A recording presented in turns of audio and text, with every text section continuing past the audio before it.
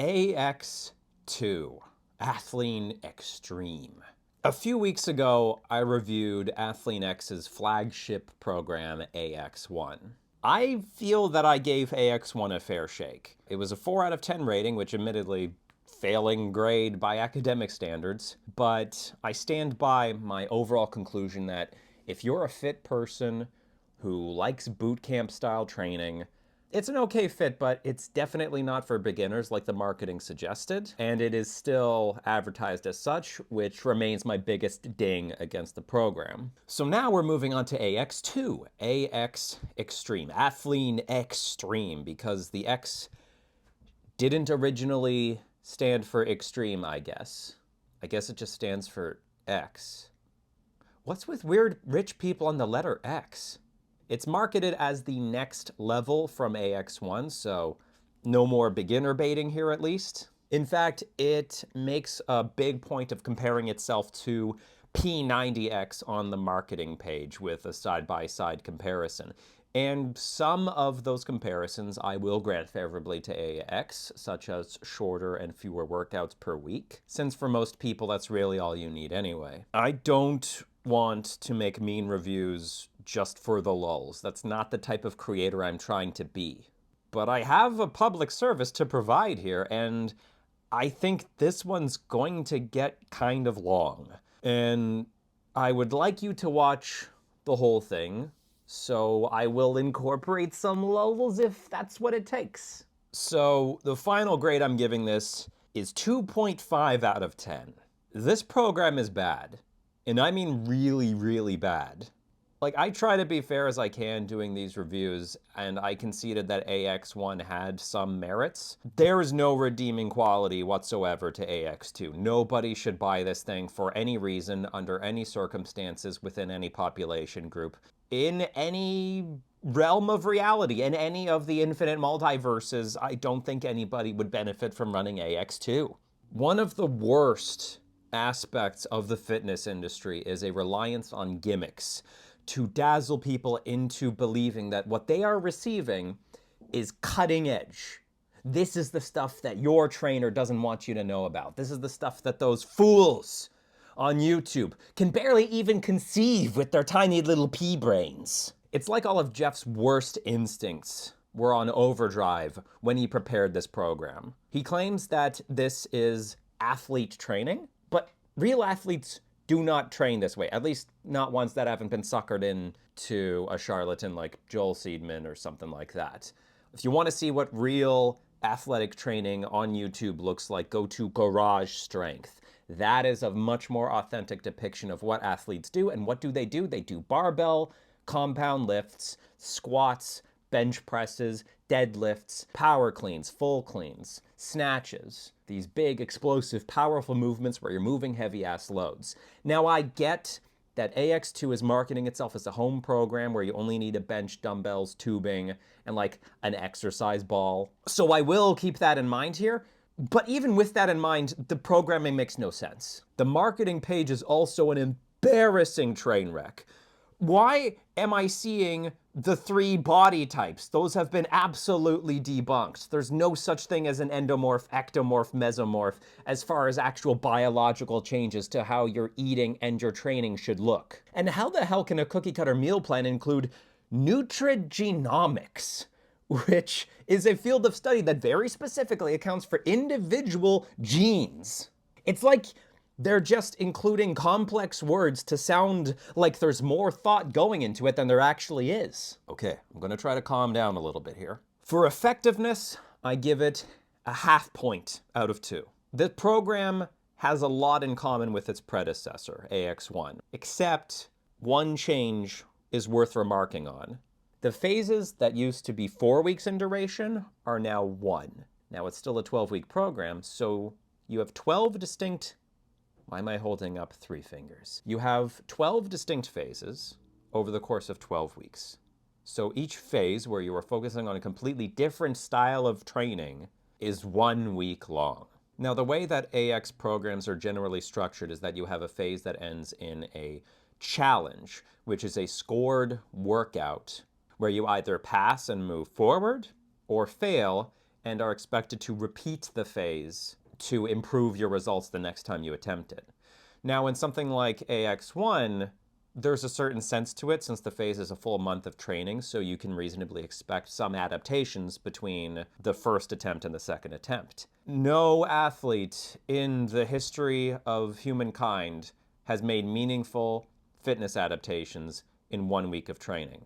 So if you fail one of these challenges and are forced to go back and repeat, or you're not really forced to, but accept the logic within the program's instructions that you have to go back and repeat it, you're now repeating these things over and over and over again, getting more and more frustrated that you don't get to move on. And these phases in AX2 are very, very gimmicky. Each one has a completely different focus, some with some legitimacy, some without, but the point is it's just throwing things at you to, again, just dazzle you with this idea of extra complexity means extra effectiveness, right? So 1 week will focus on time under tension, another will pack everything together into a density training block, one will use different complex movements, one will use circuit training. I can rag on this all day, but let's look at just one of the videos so you can see what I'm talking about. It looks complex, it looks functional, but let's actually look at the exercise you're seeing here. Bodyweight squats with a band row. And the band has to be light enough that you can then immediately do straight arm pushdowns between reps of rows. How is this building muscle? How is it building athleticism? I don't know, and he doesn't know either. Here's his explanation. Basically what we want to do is when we're training to be like an athlete, you have to be sure that you're training your body the way it wants to move. So if we're training traditionally, just doing an isolated bench press or doing an isolated tricep exercise, there could be links in the kinetic chain that are weak, right? We have a power, we want to be able to generate power from the feet to the fingertips, transfer it through our core and be efficient. What Athlean complex training does is going to train us exactly that way. We're going to stack movements together so that in the end, we're producing a movement that's extremely functional, but is built off of the building blocks of what you need to do to become athletic.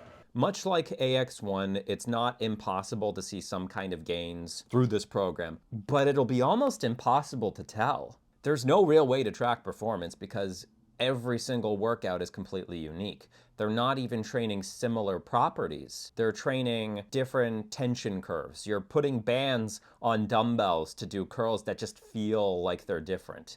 You can easily basically be tricked into thinking that this is something that's giving you something extra. But what the reality is it's actually taking something away from you. You need to become proficient in the exercises that you're doing so that you can apply enough tension through the exercise itself to the trained muscle. That is how this works. It can take weeks for muscle growth to actually begin occurring as a result of a training program. And so if you're changing what you do every single week, that is holding your gains back. That is the opposite of what this is pretending to do or claiming to do. Let's go ahead and give him the benefit of the doubt and say that it was just written in a stupid way rather than a fraudulent way.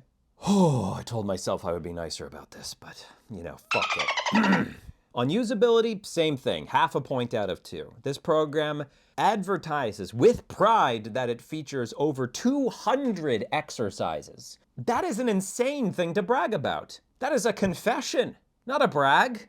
There is no benefit to performing this many different exercises. If you don't practice your movements, you can't reach a point where you're getting the most out of them. I gotta take a quick cat break. And if we put aside muscle growth, which again, is what this is advertising itself as being for, but let's say that the intention is to be a functional athletic program, and so this diversity of training styles is meant to foster that. What athlete benefits from not actually training? Training is practice. Practice is repetition. Don't get me wrong. Daily variability can be something that's written into more complex, more advanced training programs for different types of athletes. But usually that variability will be smaller variables. Things like the loading, the rep ranges, the intensity targets. Exercise selection should generally vary much less than this, far less than this, so that you can actually get the benefits of the individual exercises. So with that in mind, there is one way of running the program that I've advocated for back when I was a regular on their Q&A forum, and that is run each week for a month. You don't do the challenge until you have finished 4 weeks of doing the rest of the workouts in the block. So you actually get a chance to get accustomed to the exercises, the training style, and ideally see some kind of adaptation. You hit that challenge once, hit it hard, and if you pass it with flying colors, then you move on. And if not, repeat for another month, just like AX1 basically. And you suddenly turn this kind of, frankly, crap 12-week program into a mediocre 12-month training program. For flexibility, 0. Everything is set in stone. The meal plan is exactly the same. There are a few exercise substitution options, usually just distinguishing whether or not you have access to a barbell. My favorite is the choice between physio ball dumbbell kickbacks or bench dumbbell kickbacks. You gave me a choice between 2 variations of the worst tricep exercise in existence. Thank you. Thank you so much. On the enjoyability front, 0.5 point out of 2. I rage quit this program a third of the way into attempting it. I ran the first 3 weeks, made it through these challenges. The 4th week, the density training block, I wasn't able to hit a high enough score on that challenge. So if there are folks who are going to go in the comment section and say, you're just saying this program's bad because you suck and couldn't actually do it, whatever, I'm not going to hold it against you. My point here, if anything, is meant to speak to that problem, which is the level of frustration that something like this, a program designed this way, can elicit is partially because these challenges are so arbitrary. What are we even training for here? What is this? Why am I holding a lateral raise in a lunge, and why does my ability to do that speak to my overall strength, endurance, or athleticism in any meaningful capacity, especially knowing that in this program I'm never doing it again? And on value, I'll give it a 1 out of 2. The portal, the UI, the Q&A, and customer support are all there just like AX1. If you want to know more about that, you can watch my AX1 video. I will link you to it at the end of this one. There are lots of videos to demonstrate and explain the exercises. There's a full workout walkthrough video where he plows through his Rolodex of sports people and has them sometimes quite poorly demonstrate the things he's trying to get them to do.